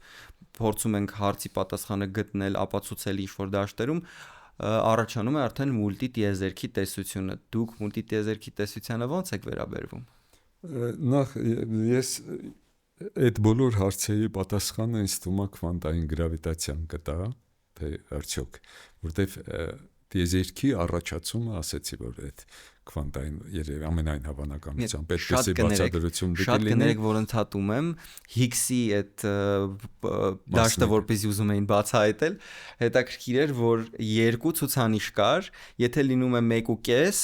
նշանակում է մենք մուլտիտիեզերքում ենք ապրում, իսկ եթե լինում է 1, մենք ապրում ենք միակ տիեզերքում եւ սա միակ հնարավոր տարբերակն է ու հայտնաբերում են 1.25-ում, որ էլի հանելուկ է մնում, մենք չգիտենք ի վերջո մուլտիտիեզերքում ենք ապրում, թե միակ տիեզերք։ Ես չեմ կարծում, որ այդ 1.25-ը հաստատ կլինի, որ ասենք դա ասի, որ բազմակի տիեզերքներ են, թե չէ, ու ես կուզենայի անդրադառնալ այդ հարցի, օրինակ այդ ինֆլյացիայի տեսությունը վաղ տիեզերքի հիմնական իր մոտիվացիան, որ առաջացավ, ինչից առաջացավ, հենց այ ինֆլյացիան նաև փորձում է բացատրել, թե ինչու այդ սկզբնական պայմանները մեր տիեզերքի որ եղան, որտեվ մեր տիեզերքի կյանքի տևողությունը 14 միլիարդ տարի տարական մասնիկների ֆիզիկայի մասշտաբների հետ անհամեմատելի բան է։ Դա անհամեմատելի փոքր է թե մեծ։ Անհամեմատելի մեծ է, որտեղ եւ ինչու մի հատ ֆիզիկայի օրենքներ, որոնց բնութագրական ժամանակները, ասենք, վարկյանի եսին որ երրորդական մասեր են, բերում է մի հատ ֆիզիկական կառուցվածքի, որի կյանքի տևողությունը այդպիսին է։ Օրինակ, ասենք ենթադրենք տիեզերքը մեծ պայթյունից հետո ծնվեց։ Ենթադրենք իր միջին խտությունը մի քիչ ավել լիներ, կրիտիկական խտություն հասկացություն կա, կամ պակաս լիներ շատ դրանից։ Այնպեսին չէր։ Ստացվեր, որ եթե ավել լիներ այդ փակ մոդելներ, այդ դեպքում ինքը ընդարձակվում էր ու սեղմվում էր շատ արագ։ Այսինքն այդ կյանքի տևողությունը բավարար չէր լինի, որպեսզի բարդ կառուցվածք գնա։ Գալակտիկաներ, մոլորակներ Եթե պակաս լիներ քիչ թե շատ ավելի այդ կրիտիկականից, այնքան արագ են ընդարձակվում, որ էլի չեն առաջանում բարդ կառուցվածքներ։ Այսինքն ստացվում էր, որ մեր տիեզերքը հենց այդ նուրբ այնպես է ծնվել, որ այս կյանքը իհարկե մենք կարող ենք հետեւյալը ասել, որ բազմակի տիեզերքներ են ծնվում, որոնք որ այդ պայմանին չեն բավարարում, այնտեղ հարց տվող էլ չլնում, որտեղ բանական երակ չկա։ Այո։ Բայց չի որ այնտեղ այն տիեզերքներում է այդ հարց, որոնց կյանքի տևողությունը այդ դա անթրոպ սկզբունք են անվանում։ Անթրոպոլոգիական սկզբունք, այո։ Այսինքն մարդ պիտի լինի, որ դիտարկի ու հարց տա։ Այսինքն եթե ինֆլյացիան չլիներ, այսինքն անմիջապես մեծ պայթյունից հետո ձգողական գրավիտացիա լիներ, պետք է մենք սկզբնական պայմանները շատ այդ անգլերեն ասում են fine tuning, շատ ճշգրիտ կրիտիկականի մոտ, այսինքն մենք տայինք խտությունը կրիտիկականից տարբերվող 1.60 նոր այնտեղ մի հատ մի քիչ տարբերվել, դա շատ անբնական է։ Բայց դրա հավանականությունը այնքան փոքր է, որ հնարավոր է այդ թվերը դա համարյա անհնար է, որ այսինքն եթե ինչ որ մեկը դա չաներ, որտեղ քվանտայինը սովորաբար ասում են, որ ինչ որ հավանականությամբ կամ ինչ որ մեկը պետք է անի, ստացվում է հենց այդ երկու տարբերակն է գալիս, ենք այդ երկու եզրանկման, որ կամ տիեզերքում այդ կարգավորումները ինչ որ մեկը ձեռքով անում է, որը գալիս է արդեն Աստծո գաղափարին, եւ կամ տիեզերքը ուղղակի անսահմանափակ է, անսահմանության մեջ հնարավոր են բոլոր վերսիաները։ Բայց ես հիմա տես շարունակեմ։ Ինֆլյացիան բերեց դրան, որ պետք չէ այդպեսի անբնական բան, որ այդ արագ ընդարձակման փուլը բերում է նրան, որ ինքն է այդ սկզբնական պայմանը ստեղծում։ Այսինքն ինքը այդ տարբերությունը սկզբում կարող է շատ մեծ տարբերություն լինել։ Բայց երբ դու այդ ուժեղ արագացումով ընդարձակվում է, դրանք մոտենում են իրար։ Այսինքն մոտենալը այդ կրիտիկականին հենց ինֆլյացիոն փուլի արդյունքում են լինում։ Այսինքն ինֆլյացիան ինքը այդ շատ անբնական fine tuning-ը բացատրեց ֆիզիկական այդ արագ ընդարձակմամբ։ Եվ ինֆլյացիան հենց նպատակներից մեկը հիմնական դա էր։ Որպեսզի մենք հարցը, ասենք, տեսեք նույն այդ հարցը, ես կարող էի ասեի, որ ուղղակի Աստված է այդ պայմանը դրել, որպեսզի այդ տիեզերքը այնպեսին լինի, որ մարդ առաջանա, այլապես չէր առաջանա։ Ավելի տարածվածը հենց այդ Այո, դա ասենք հիմնավորումներից մեկն է, չէ՞, ասենք որ բան։ Բայց մենք ասեցի, մենք աշխատում ենք Աստծո գործը հնարավորինս թեթևացնել։ Միշտ է դա։ Այսինքն մենք հիմա արդեն բնական բացատրություն ենք տալիս, թե ինչու այդպիսի վիճակ ստեղծվեց։ Եվ եթե ֆիզիկները ժամանակին սահմանափակվեին Աստծո ստեղծած նե արտահայտությամբ, երևի մենք չէինք իմանա ֆոտոսինթեզը, չէինք իմանա գենետիկայի մասին։ Որտեղ մենք միշտ կարող ենք ասել, որ նույնը, եթե ես այս բաց թողնեմ կանգնեք, ասեմ Աստված է դա ուղղակի, բայց մենք ուզում ենք այդ օրինաչափությունները տեսնենք, իմանանք։ Այսինքն Աստված եթե ստեղծել է, ինքը այդ օրենքներն է ստեղծել։ Նույն այդ օրենքները, ասենք, որ ասեցիք, ինչու էլեկտրոնի լիցք է այսքան է։ Կամ ասենք ինչու պրոտոնի, նեյտրոնի կյանքի տևողությունը այսքան է։ Եթե մի քիչ տարբեր լիներ, կբարձվեր, որ մեր տիեզերքի այսօրվա վիճակը ուրիշ է։ Նույն տարբերակի հակադարձներ կա, որ ոչ թե այդպիսի կանոններ կամ այդպիսի ֆիզիկայի բազային օրենքներ ստեղծում է հենց Աստված, այլ ուղղակի գոյություն ունեն այնքան մեծ թվով տիեզերքներ, անսահմանափակ թվով տիեզերքներ, եւ կան տիեզերքներ, որտեղ կանոնները ֆիզիկայի լրիվ ուրիշ են։ Ուղղակի մենք այդպիսի տիեզերքում գոյություն ունենալ չենք կարող, հետեւաբար չենք կարող դիտարկել ու փաստել դա։ Կարող է ասենք մեր տիպի էակ չլինի, ուրիշ տիպի էակ։ Այսինքն այդ բաները դա այսօր ավելի շատ սպեկուլյատիվ քննարկումներ են, որտեղ ֆիզիկական մոդել այդպեսին չկա, եւ նորից եմ ասում, դա քվանտային գրավիտացիան կարող է անել։ Օրինակ, ասենք մի բան էլ ֆանտաստիկ բան վերցնենք, ասենք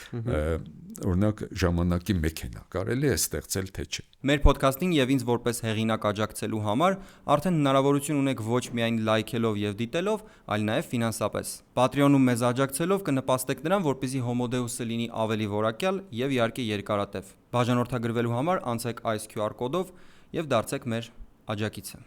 Շնորհակալություն։ Այ լավ հարց է։ Ես ուզում եի ճիշտ ասած այդ հարցը ձեզ տալ, բայց սև խորոշների մասին խոսելուց հետո, բայց եկեք կանցնենք այդ հարցին, եթե դուք եք այդ հարցը տալիս։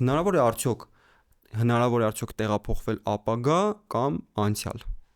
Դե ապագան հեշտ է, այդքան դժվար չի, ասենք նույնիսկ հարաբերականության հատուկ տեսության շրջանակներում գրավիտացիա էլ չօգտագործենք, պատկերացրեք, մենք սարքում ենք մի տեզերանա, որ մեծ արագության շատ կարող է զարգացնել, դուք կգաք, երկրի վրա 1000 տարի անցած կլինի, դուք մի տարով ծերացած կլինեք։ Այսինքն դուք երկրի ապագան գնում եք։ Մի վարքյան,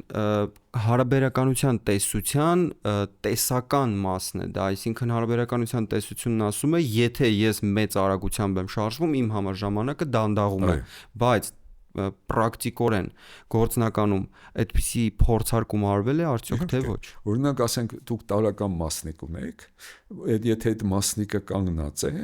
ասենք իր կյանքի տևողությունը չափում են, այսքան է։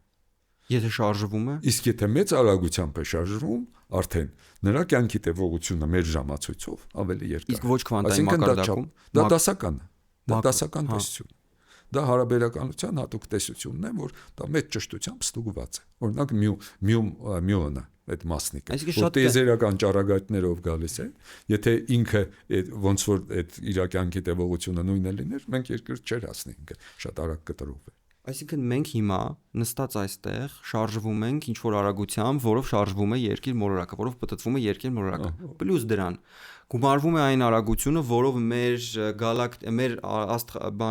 մեր գալակտիկայի մեջ պտտվում է մեր մոլորակային համակարգը։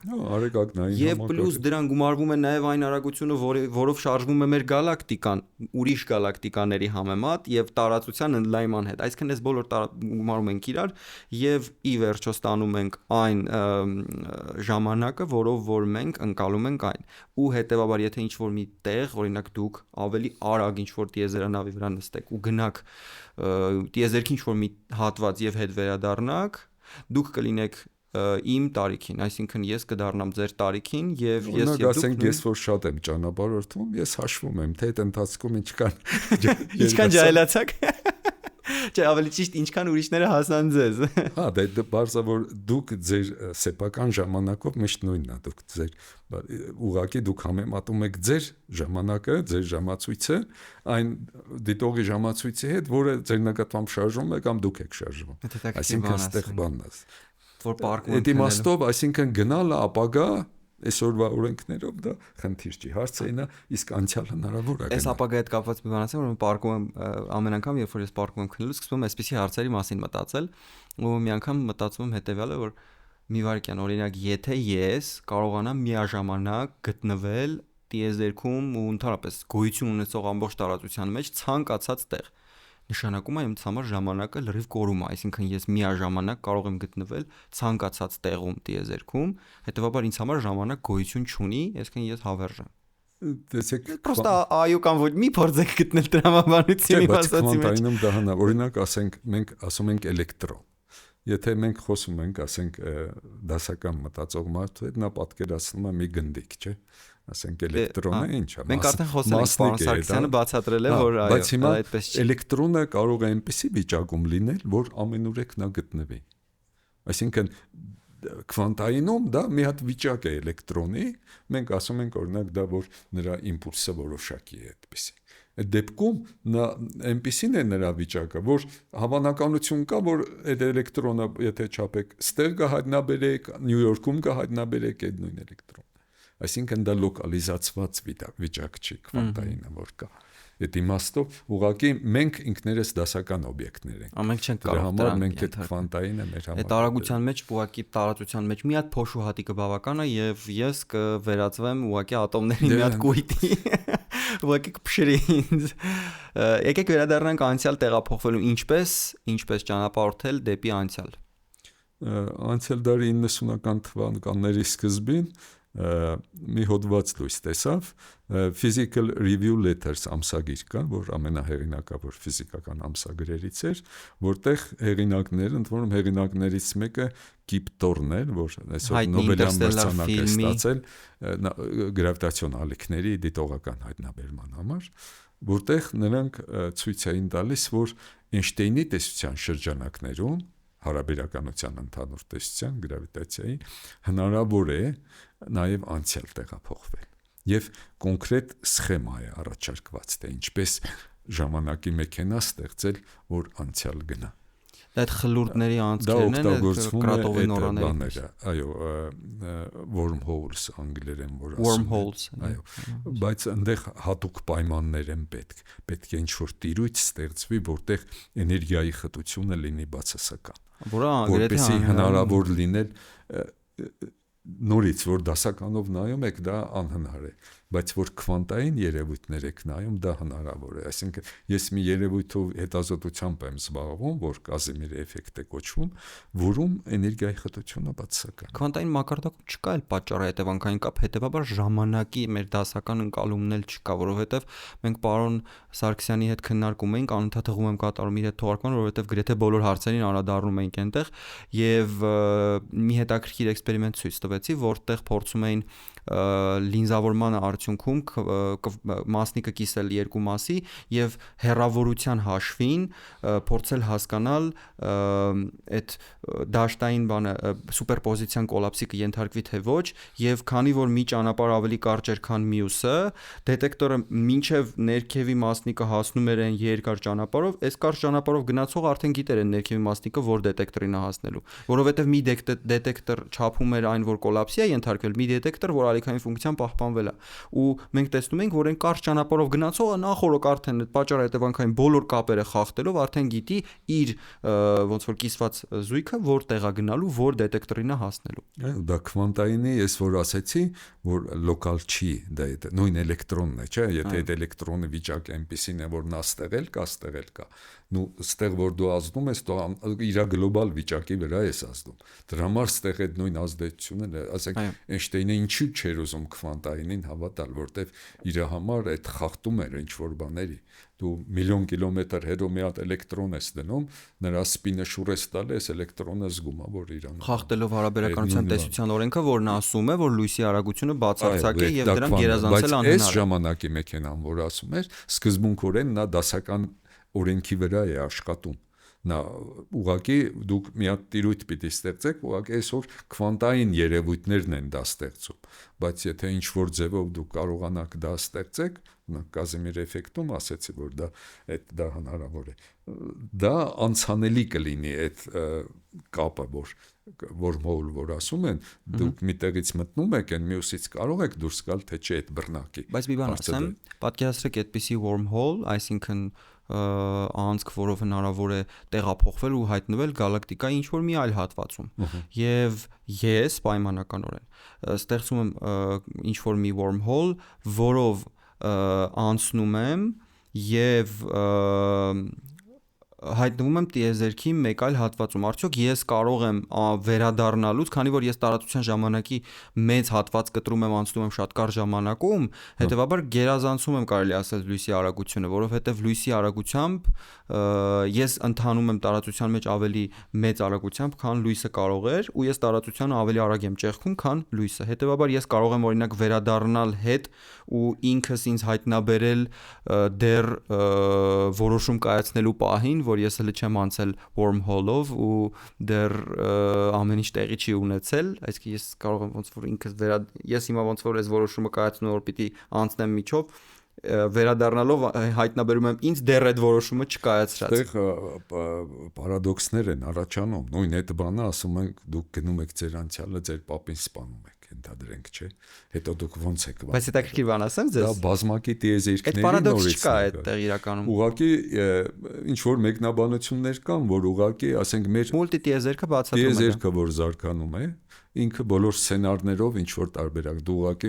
ասենք մի ճյուղից ընկնում եք մյուս ճյուղը ցատկում ենք մյուս ճյուղը բայց դրա համար քանի որ նորից եմ ասում մեզ ֆիզիկոսների համար մենք պետք է մի հատ մոդել ունենանք որը մաթեմատիկացված է լինում եւ այլն որը կոնկրետ ինչ որ բան սա ավելի շատ փիլիսոփայական հարց է որի այսօրվա մենք ֆիզիկական մոդելը մենք դրա այսօր չունենք ասենք որ այդ տեսությունը դա ասի որ այս ինչ հավանականությամբ այս ինչ ուղղակի այդ աշխատանքում մարդիկ ասել են որ դա սկզբունքորեն Էյնշտեյնի տեսության շրջանակներում հնարավոր բան է դա չի հակասում տեսության սկզբունքներին Հնարավոր է, որ սև անցքերում լինեն այն հարցի պատասխանները, որ արդյոք հնարավոր է ժամանակի մեջ ճանապարհորդել, թե ոչ։ Դե, այսինքն մոբոնկով իրականում որ դուք ընկնում եք այդ սինգուլյարության մեջ, դա փաստորեն ինչ որ տեղի դուք ինչ որ ուրիշ տեղից դուրս, այսինքն դա կապվում է սպիտակ խոռոչ ու սև խոռոչ այդ հասկացությունները իր հետ, բայց դա նորից եմ ասում, որտեվ դա արդեն տարածության ու ժամանակի գլոբալ հատկությունների փոփոխությունն է, որը Էյնշտեյնի տեսությունը դա չի կարող նկարագրել։ Այսինքն պատկերացնենք մենք այդ թերթը, որ ասեցի, հետո բռնակով պիտի դուք միացնեք, այդ բռնակը Էյնշտեյնի տեսությունը դա չի կարող։ Քվանտային տեսությունը պետք է ասի, թե այդ բռնակը ոնց է առաջանում, ինչ հավանականությամբ կամ ինչ բանով։ Իսկ մենք դա այսօր այդպիսի բան չունենք։ Հետաքրքիր է, որ ուղղակի անցյալ տեղափոխվելու համար նաև բավական է երեկոյան կանգնել դրսում եւ նայել վերև ուղղակի եւ կտեսնեն մարդիկ այն, ինչը տեղի ունեցել միլիոնավոր տարիներ առաջ, որովհետեւ լույսը մինչեւ մեզ հասնում է։ Անկամ արևին ցերեկը նայելով տեսնում ենք 8 րոպե առաջ տեղի ունեցած անցյալը։ Ինֆորմացիան դա վաղ պահեր է, դրա համար մենք ասենք, որ դա գրանցում ենք, ինչ որ արագություն ենք չափում, դա մենք չափում ենք այդ օբյեկտի արագությունը այն վաղ պահերին, ոչ թե այսօր, այդ օբյեկտը կարող է այսօր չկա։ Նույնիսկ կարող է արդեն գոյություն չունենալ։ Կուզեիք երբևէ հայտնվել, այս հարցը գիտական պատասխան չի ենթադրում։ Կուզեիք երբևէ հայտնվել սև անցքում, սև խոռոչում։ Ես միշտ մտածել եմ այդ հարցի շուրջ ու կուզեի ձեր կարծիքը լսել։ Դե առաջի խնդիրը նա որ եթե մինչև այդ ճանապարհորդություն գնալը դուք պետք է հաշվեք թե ինչ եք թողում այս աշխարհում։ Ձեր կյանքի վերջում։ Ինչ որ ես շատ կուզեի, օրինակ գոնե եթե հնարավոր լինել ապրեի այնտեղ մի քիչ հետո գայի, որտեվ ես այնքան բաների եմ սպասում հայտնագործությունների, ինչպիսին կլինի այս տեսությունը, ինչ կլինի բանը, որ դա իհարկե կուզեի, որ մեզ ֆիզիկոսներին շատ հետաքրքիր մենք ինչ որ գաղափարներ ունենք, դա իրականության հետ բռնում է, չի բռնում, ինչպիսին կլինի այդ բացատրությունը, ասենք ես պատկերացնում եմ, ասենք այն ֆիզիկոսներին, որոնք անցյալ դարի սկզբին էին եւ այսօր մենք ինչ ունենք։ Իսկ սև խոռոչները ձեզ համար վախենալու են, թե դուք դրան մաթեմատիկորեն եք նայում միայն։ Սև խոռոչը այնպեսին է, որ ինչքան սև խոռոչի զանգվածը փոքր է, այնքան նա վտանգավոր է։ Մեծ սև խոռոչների։ Եթե զանգվածը մեծ է, եթե դուք ասենք ուղղակի ազատ ընկնում եք, դուք կարող եք Ինտերստելլար ֆիլմում չզգակել այդ գրավիտացիոն դաշտը։ Եթե նա փոքր է, ապա տարբերությունը ուժերի, ասենք գլխի վրա եւ ոտի վրա ազդող դա այնքան ուժեղ է, որ չեք դիմանա։ Բայց մեծ սև խոռոչների համար դա, բայց հարցն է, որ ձեր ժամանակով դուք նույն ձևով եք ապրում, այսինքն ձեզ համար ոչինչ գրեթե չի զգացվում։ Իհարկե, եթե զանգվածը շատ մեծ է, որպեսզի քիչ թե շատ համասեռ լինի։ Հարցը այն է, թե այդ սև խոռոչի, որ այդ ամբողջ նյութը թափվում է, այդ այնտեղ ինչ կլինի։ Ոչ գիտական տեսանկյունից, ուղղակի ձեր զգացումները, որ մտածում եք, պատկերացնում եք դուք եք եւ ձեր առջև տեսնում եք սև խոռոչ եւ զգում եք, որ մոտենում եք, գնալով ավելի մեծանում է, գնալով մթությունը ավելի է շատանում։ Եվ մեկ էլ պտտվում եք ձեր հետևում տեսնում եք, որ ձեր իմացած տիեզերքը լինզավորվում է, փոքրանում է ու գնալով սկսում է քիչ-քիչ ավելի ուժեղանալ լույսը, որովհետև այդպես է, չէ՞, հայտնում եք սև խոռոչի մեջ, ձեր աչքերը, եթե հետ պտտվեք ու նայեք դեպի տիեզերք, ձեր աչքերի մեջ ընկնող լույսը ավելի ուժեղ մեծ ինտենսիվությամբ է սկսում գալ, որովհետև դրսի կողմից լույսը անընդհատ կոլապսի ենթարկվում դեպի սև խոռոչի մեջ։ Եթե այդ պահը լիներ, այդ պահից մտածում եք այդ պահի մասին, ի՞նչ է ձեր մոտ, ինչ զգացումներ է, հիացմունք, վախ, օրինակ ես որ մտածում եմ վախ եմ միայն զգում։ Վախ, որ վերջ, այս ամեն ինչը ավարտվեց ու ես էլ հետ դարձի ճանապարհ որևէ չի լինելու։ Արդեն դա որակական փոփոխություն կլինի, ասենք շատ մարդիկ, որ ասենք կոմայի մեջ են եղել, այդ լույսի անցքը կամ բաները պատկերացրել, տեսել են բանենալով, դա նման բան է լինելու, դա հալյուցինացիաներ են, բայց մենք հասկանում ենք, որ մոտավոր պատկերը նույնն է լինելու։ Իսկ դուք ինչ եք որ մտածում եք, սենց էլ ոչ գիտական տեսանկյունից ինչ եք զգում այդ պահին, պատկերացրեք արդեն անցեք իրադարձությունների հորիզոնը։ Դե այնտեղ ես ավելի շատ երևի կմտածեի, թե ինչ կանա այդ բանը բռնում իմ պատկերացումներին, որ ես մտածում եմ։ Փորձեք ուսումնասիրել են ամեն ինչ ինչ շրջապատում։ Ժամանակ չի լինի արդեն այդ կամ։ Շատ կարճ ժամանակ։ Ավելի շատ պիտի այնտեղ հիանակ կամ բան անեք, բայց դա սև խորոջ, օրինակ մեր ասենք այդ գալակտիկայի կենտրոնում այդ գերծանր սև խորոջ կա, այնտեղ նա անվտանգ է իր մոտ գնալու բաները, այնտեղ դա ամենաանվտանգ սև խորոջն է, որտեղ ամենամեծն է։ Զանգվածը շատ մեծ է։ Դա այդ տոն 618-ն է, որ ասում են, թե դրանից էլ մեծ այդ մոտ իրանք մոտ 5 միլիոն արևի զանգվածի այդ կարգի սև խորոջը, որի համար արդեն հորիզոնի շարավեղը բավական մեծ է ու գրավիտացիոն դաշտի անհամասարությունը։ Այնտեղ հնարավոր է մարդը հայտնվի ներսը ու տեսնի ազատ լինելով դուք գրավիտացիա էլ չեք զգա։ Համաժեքության սկզբունքը դա է ասում, որ եթե դուք ազատ ընկնում եք ու գրավիտացիոն դաշտը, այդ գրավիտացիոն դաշտը ձեր համար գոյություն չունի։ Հետաքրքիր մի բան, որից կուզեմ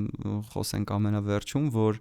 երբ հայտնվենք մի օր սև խորոջի մեջ ու պտտվենք հետ նայենք, կտեսնենք մեր երկիր մոլորակի մահը, կտեսնենք մեր սերունդներից հետո ապրող միլիոնավոր տարիներ, որովհետև ժամանակը մեր մեջքի հետևում կատարվող, այսինքն սև խորոջի ներսից դիտարկելով արտաքին աշխարհի ժամանակը սկսում է ծայրահեղ արագ գնալ եւ մենք կարող ենք սև խորոջի ներսից ուղղակի պտտվել ու տեսնել ապագան այնպիսին, ինչպիսին եթե մենք ապրենք չէինք տեսնի։ Նորից բանն է, դա լրիվ երկիրը չի լինի, գուցե այն ժամանակ արդեն մարդկությունն էլ չի լինի, այդ ամեն ինչը դա խնդիրներ են ծագում, որոնք արդեն զուտ հոգեբանական նշանակություններ ունեն, ասենք երեխան ավելի տարիքով մեծ կլինի, քան ծնողը, այդպիսի հարցեր, որ այդ ամեն ինչը կխառնվի իրար դա չարժի խաղալ դրա հետ։ Դե արժի, բայց դա մեր հոգեբանությունը այդ ամեն ինչը լրիվ կփոխի դա։ Ու մենք հարմարվել ենք այս աշխարհին, մեր աշխարհում արագությունները մեծ չեն, դրա համար այդ հարցերը չեն ցակում, բայց երբ այդպիսի բաներ լինեն, դժվար կլինի։ Շնորհակալ եմ ձեզ զրույցի համար։ Ես էլ շնորհակալ եմ։ Всё, շատ հետաքրքիր զրույց էր։ Ուսանք մի օր սև խորոջի մեջ ես կուզեի մի կյանքը հենց տենց ավարտվեր։ Ես կուզեի վերջում հենց գալ պահ ասենք։ Թե Դավիթ ջան, քեզ մնաց մի շաբաթ, ես ասեի ինձ տարեք, խնդրում եմ բաց թողեք սև խորոջին, ես զում տեսնեմ մի վերջո։ Դուք կուզեիք տենց մահ։ Դե շատ շատ շատ Երկրի մնա։